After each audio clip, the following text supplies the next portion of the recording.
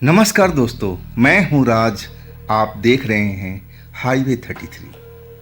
दोस्तों, ये जो कहानी आज की मैं सुनाने जा रहा हूं, ये कल की कहानी यानी एपिसोड नंबर 815 का दूसरा भाग है। तो शुरू करें।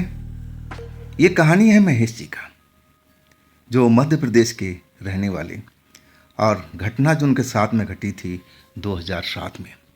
टैक्सी चलाने का काम करते हैं महेश जी, और टैक्सी के भाड़ा के चक्कर में ही ये कहानी हुई थी। तो आपने पिछली कहानी, अगर आपने महेश जी का अभी तक देखा नहीं है तो इस चैनल के लिंक में, इस चैनल के डिस्क्रिप्शन में मैं लिंक दे दूंगा, आप ज़रूर जाकर देखिएगा। Episode number 815। और आज की कहानी मैं अब आप लोग के सामने पेश कर रहा हूँ। दोस्तों, मेरा नाम महेश है।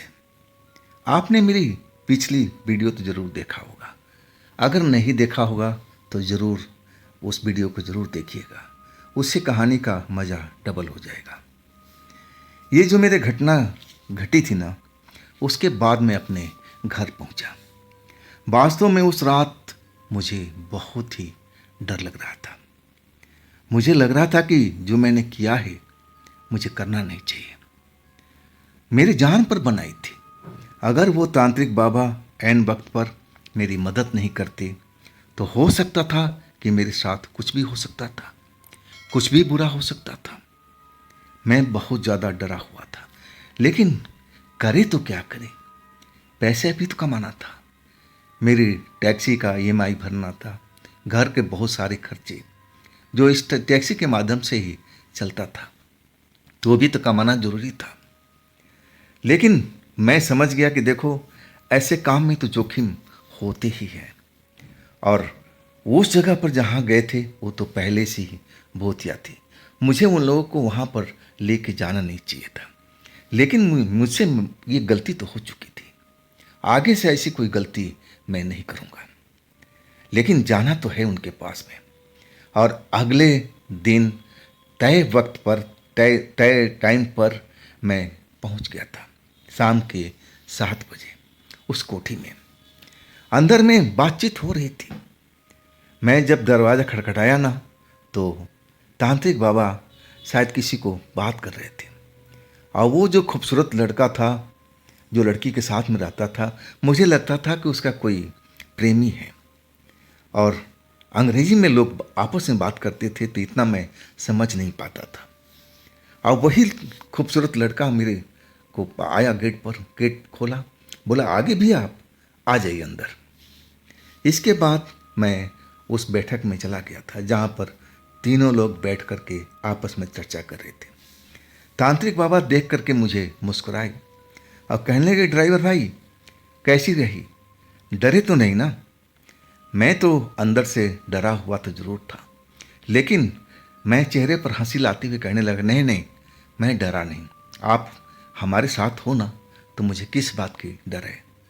मैं हंसते हुए कहने लगा। तब वो तांत्रिक बाबा कहने लगे, हाँ, ऐसे ही बहादुर लड़का तो हमें चाहिए, जो हमारे काम में बिल्कुल निडर हो। बैठ जाओ, अभी हम प्रोग्राम बना रहे हैं कि कहाँ जाना है। और इसके बाद वो लोग बातचीत में लगे रहे। अब मैं थोड़ा साइड में हो गया था।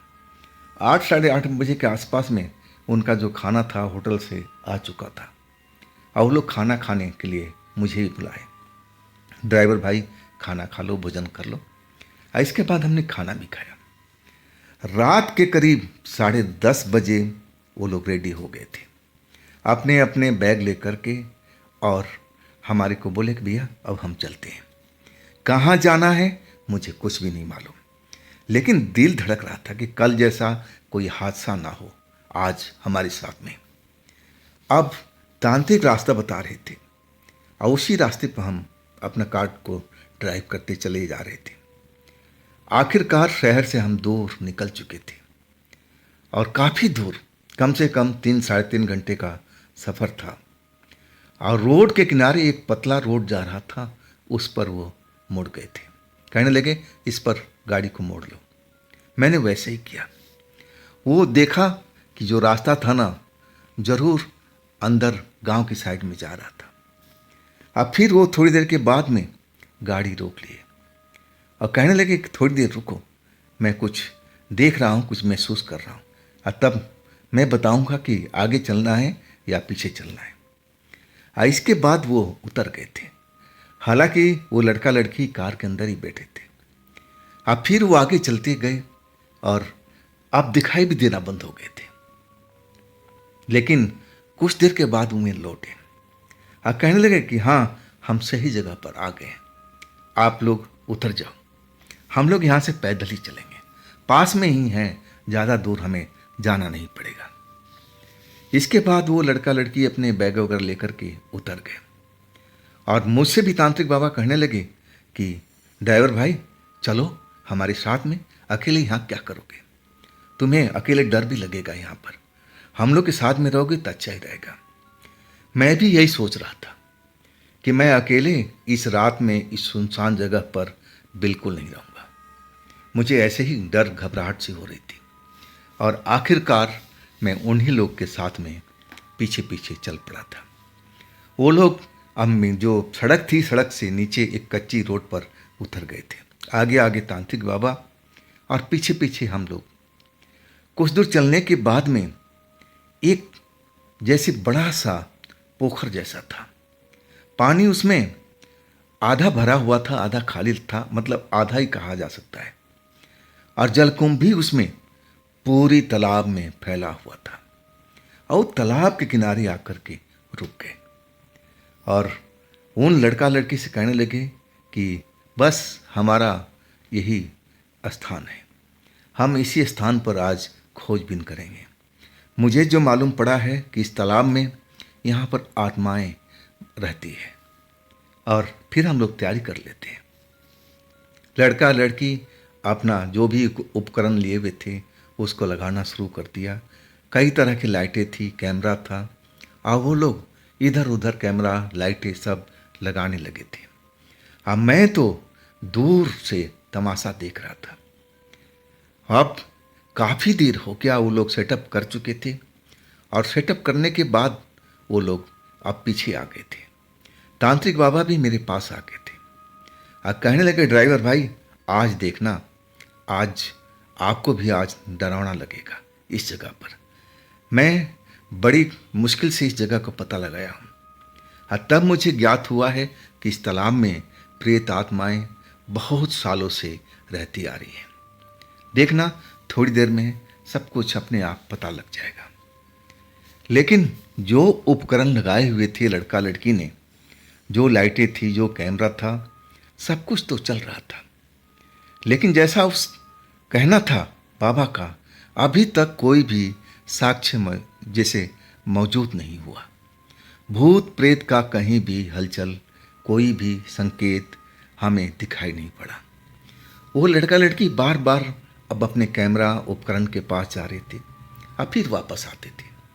जैसे वो चेक करना चाहते हो कि कुछ रिकॉर्ड हुआ, कुछ ज्ञान कुछ मिला, लेकिन वो मायूस हो जाते थे जब कैमरा के पास जाते थे और वापस आते थे। इस तरह करते करते लगभग 2 घंटा बीत चुका था।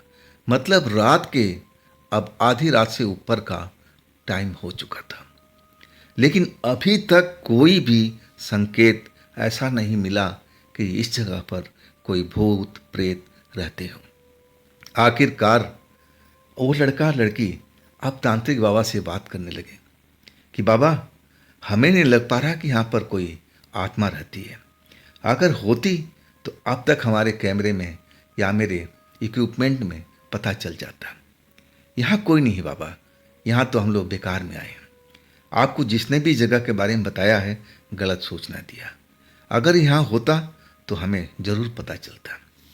बाबा जो उन लड़का लड़की के बात सुने ना तो थोड़ा मायूस हो गए। कहने लगे नहीं, मैंने जो सुना है बिल्कुल पक्की खबर है। देखो थोड़ा इंतज़ार करो, सब्र का फल मीठा होता है। ज़रूर कोई ना कोई संकेत मिलेगा, तब आप लोग जानोगे कि जो मैं लेके आया हूँ बिल्कुल सही जगह है। इसके पास सब लोग अब बैठ चुके थे, मैं भी उन्हीं के पास में था। लेकिन तालाब में कोई शोर नहीं, कोई हलचल नहीं। आस पास में खेती खेत थे और उधर भी कोई ऐसा चीज़ दिखाई नहीं दे रहा था और लड़का लड़की वास्तव में अब मायूस से लग रहे थे। समय गुजरता जा रहा था लेकिन कोई भी ऐसा साक्ष्य नहीं मिल रहा था कि इस तालाब में कोई आत्मा, कोई भूत, कोई चुड़ैल रहती हो। आखिरकार समय ज़्यादा बीत चुका था। तब वो लड़की कहने लगी कि बाबा अब हमें यहाँ से पैकअप करना चाहिए। अब देखो ना, अब तक कोई होता तो ज़रूर हमें पता लगता। मुझे लग रहा है कि यहाँ पर कोई आत्मा नहीं है, हमें चलना चाहिए। कल दूसरी जगह पर आप पता करो, अब फिर हम उस जगह पर चलेंगे, यहाँ तो आना ही बेकार हो गया।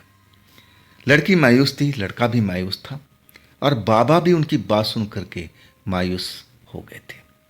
एक चिंता उनके चेहरे पर दिखाई दे रही थी।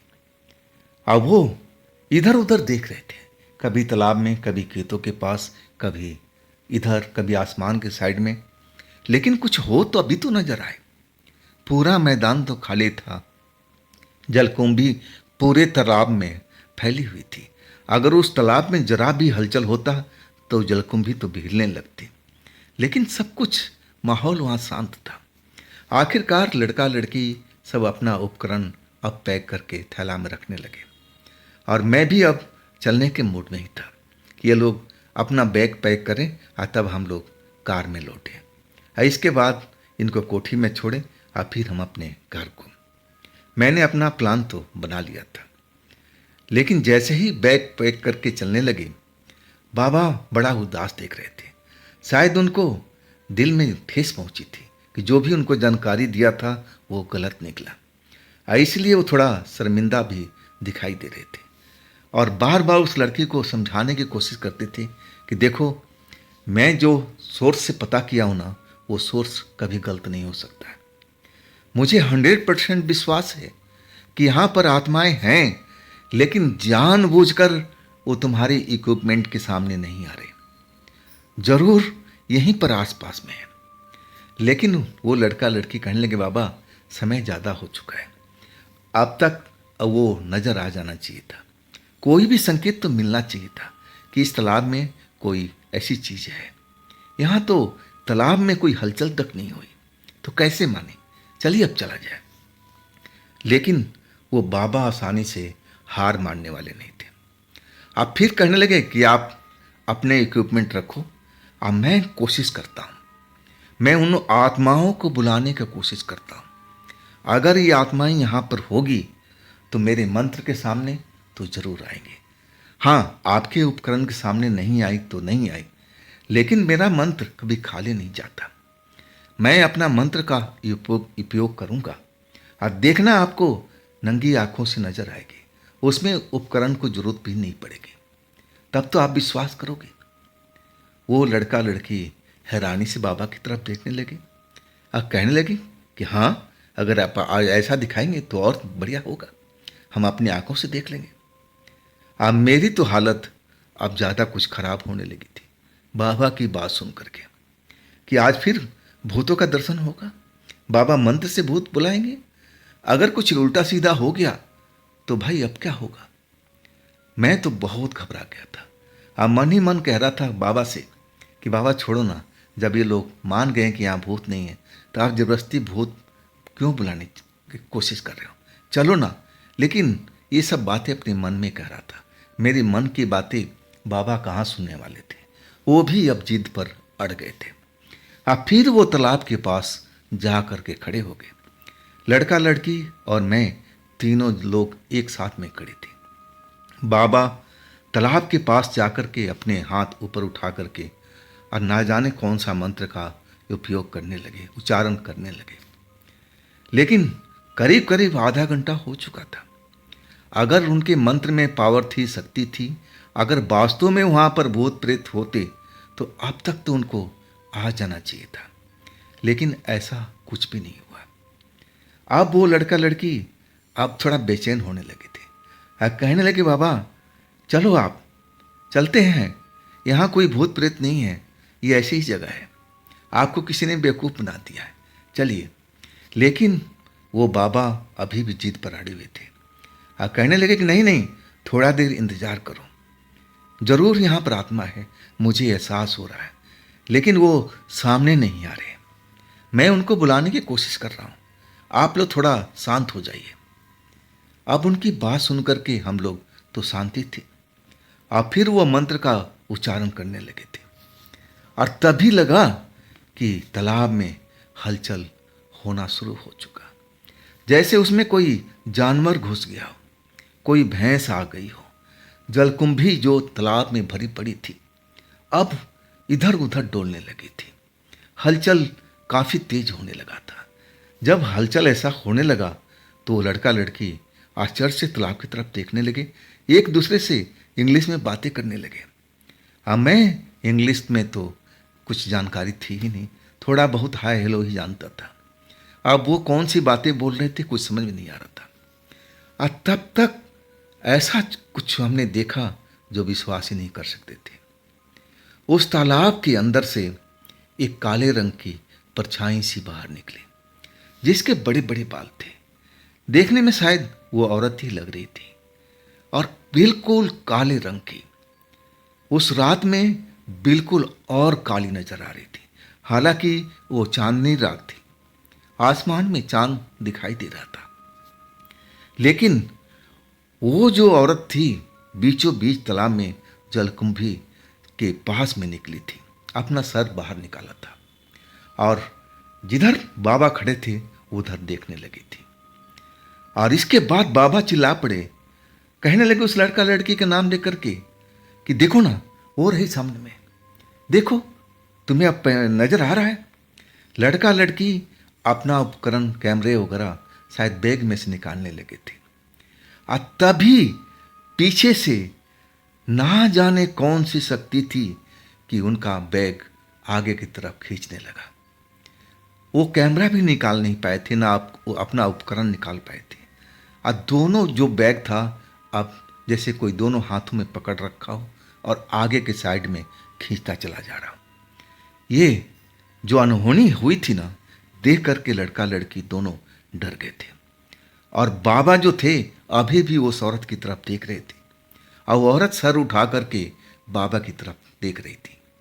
वो आंखें मैं देख करके सहम गया था, बिल्कुल जलती हुई आग की तरह दिखाई दे रही थी, जैसे वो काफ़ी गुस्से में हो, अगर उसको मौका मिले तो सबको वो मार करके खा जाए। मुझे तो ऐसा ही उस वक्त में लग रहा था। इधर बैग इनका सरकता जा रहा था। लड़का लड़की एकदम घबराए हुए थे, और बाबा से बोल रहे थे, बाबा मेरा बैग देखो, कोई लेके जा रहा है, बाबा रुकवाओ इसको, कोई आत्मा ही है। बाबा अब उस औरत की तरफ ध्यान हटा करके और उस बैग की तरफ कर लिए, और कड़कती आवाज़ में कहने लगे कि जो भी बैग लेके जा रहा है छोड़ दो, ये तुम्हारे कोई काम का चीज़ नहीं है, वापस जाओ, अपनी जगह पर वापस जाओ। लेकिन उसी वक्त में बैग तो जो भी पकड़ा था दोनों छोड़ दिया, लेकिन वो जो लड़का था सुंदर सा, उस लड़के को किसी ने हवा में उठा लिया था, और काफ़ी ऊंचा, कम से कम मुझे लग रहा था कि 4-5 फीट तो ऊपर हवा में टांग दिया था। और लड़की डर के मारे चीख करके मेरी तरफ दौड़ गई। हाँ, मैं भी एकदम डरा हुआ था, और हम दोनों अब गाड़ी की तरफ भागने लगे। ऐसा ही दृश्य था वहाँ पर, एकदम लग रहा था कि हमारी तो हार्ट अटैक हो जाएगी वो दृश्य देख करके।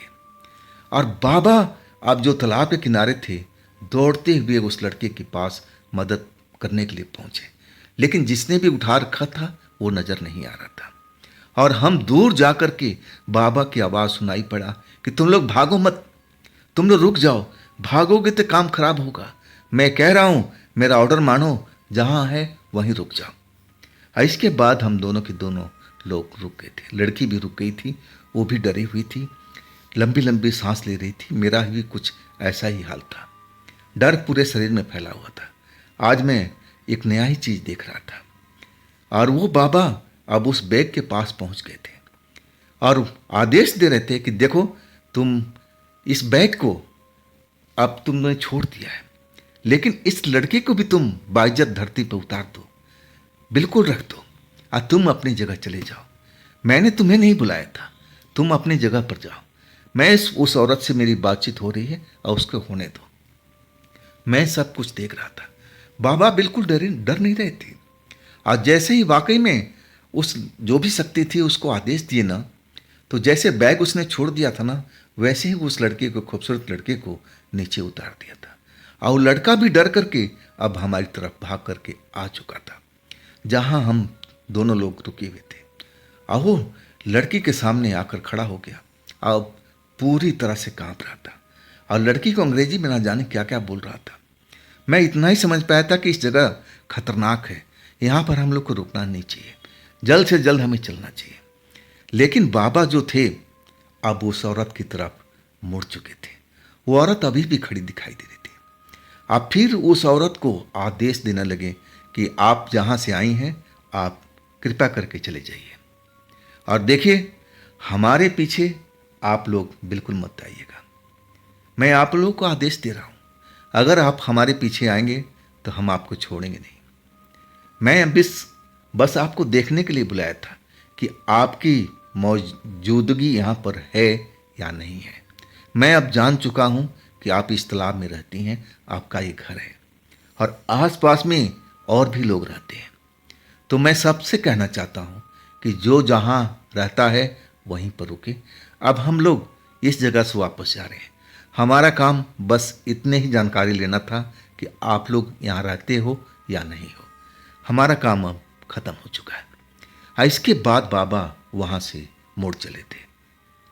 बैग उन्होंने दोनों बैग खुद उठा लिया, क्योंकि वो लड़का भी भाग करके हम लोग के पास में आया था। इसके बाद बाबा तेज कदमों से चलते आ रहे थे और बार बार पीछे भी देख रहे थे, मंत्र भी पढ़ रहे थे, जैसे उनको अंदेशा था कि उनके पीछे पीछे कोई चल रहा है। इसके बाद हमें भी इशारा किया कि चलो आगे निकलो। इसके बाद हम लोग तो एकदम कहा जाए तो दौड़ते हुए कदमों से हम आगे बढ़ने लगे थे। तीनों लोग कार के पास पहुंचे, बाबा अभी पीछे ही थे।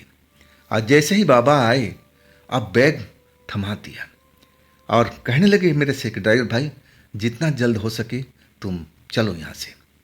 बैग डिक्की में और फिर सब सवार हो चुके थे।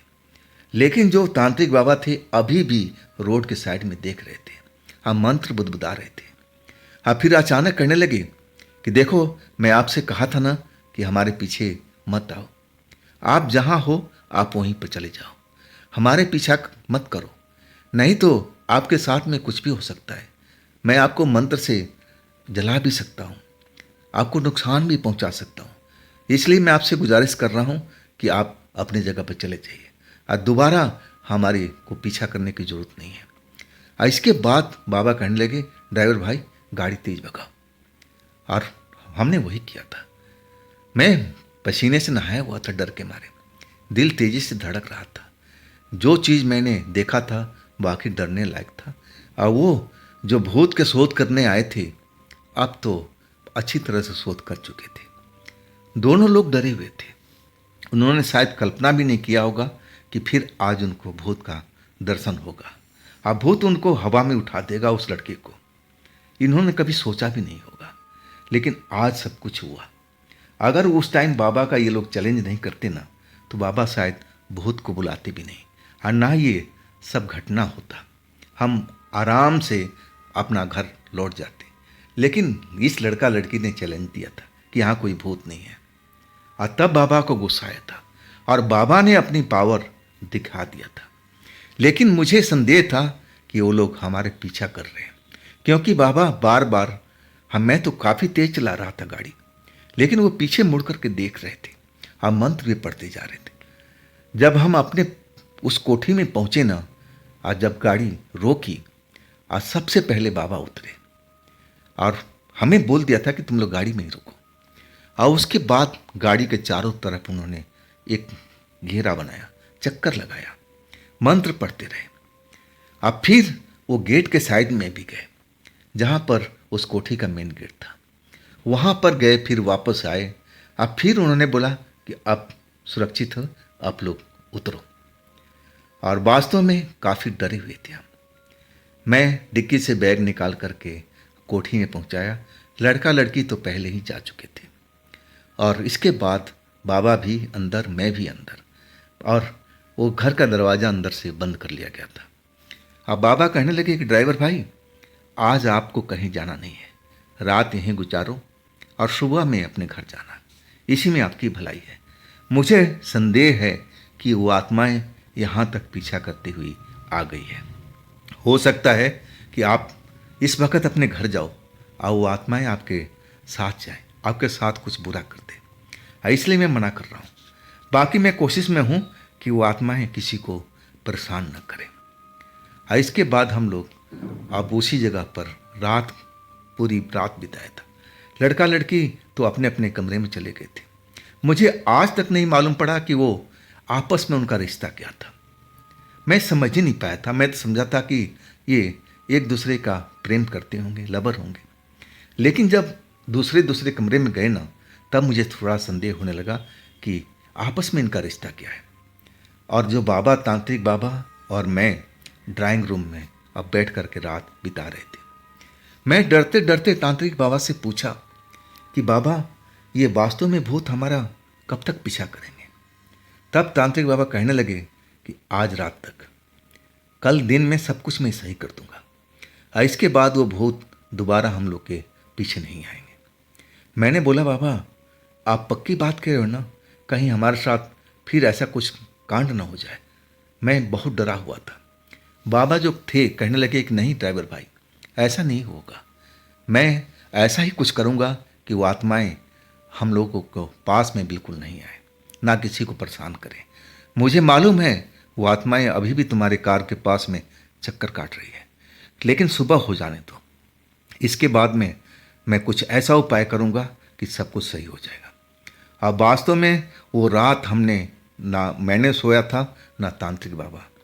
और उस जो दोनों लड़का लड़की थे, शायद वो भी रात सही ढंग से सो नहीं पाए होंगे, जैसा मुझे अनुमान था। सुबह जब हो गई और तब तांत्रिक बाबा कहने लगे मैं ज़रा नहा धो के फ्रेश हो लूँ और तब मैं एक पूजा पाठ करूँगा, और इसके बाद तुम भी अपने घर जा सकते हो, फिर वो बला टल जाएगी। और इसके बाद वही किए। तांत्रिक बाबा नहाए धोए फ्रेश हुए और फिर उन्होंने पूजा पाठ शुरू कर दिया था। अब पूजा पाठ लगभग 1 घंटा तक चला रहा।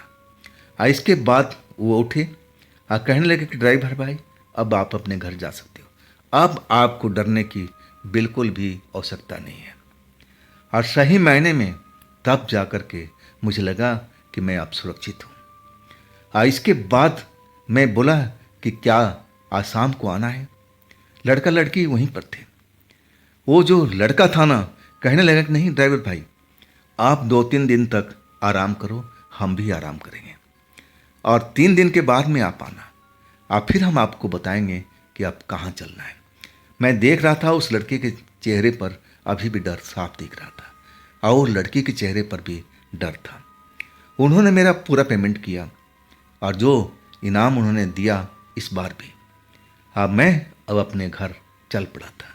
आखिरकार 3 दिन के बाद मुझे उस जगह पर जाना था। मैं जान लिया था ये काम बहुत खतरे वाला है, और जितना पैसा मुझे मिल रहा है वो बहुत ही कम है। इसमें तो मेरी जान भी जा सकती है, लेकिन पापी पेट का सवाल था। करे तो क्या करे, काम तो करना ही पड़ेगा। इस काम में तो मैं एक रात में महीनों भर का पैसा कमा लेता था, जितना मैं महीनों में टैक्सी चला करके नहीं कमा सकता था। और वो लालच तो मेरे साथ में अभी भी बनी हुई थी। और इसके बाद मुझे 3 दिन के बाद उस कोठी में जाना था। तो दोस्तों, ये थी महेश जी की अपनी आप बीती। अगर आपके पास भी ऐसी कोई घटना है जो आप मुझे भेजना चाहते हैं, तो आप मुझे इंस्टाग्राम पर या मेरे व्हाट्सएप नंबर पर अपनी कहानी को, अपनी घटना को आप भेज सकते हैं। और दोस्तों, ये भी चैनल आप ही का है, तो इसको भी अपना प्यार दीजिए, लाइक कीजिए, शेयर कीजिए। और फिर हम मिलते हैं अगले रोज एक नई घटना, एक नई कहानी में। आप लोग अपना ख्याल रखिएगा। नमस्कार।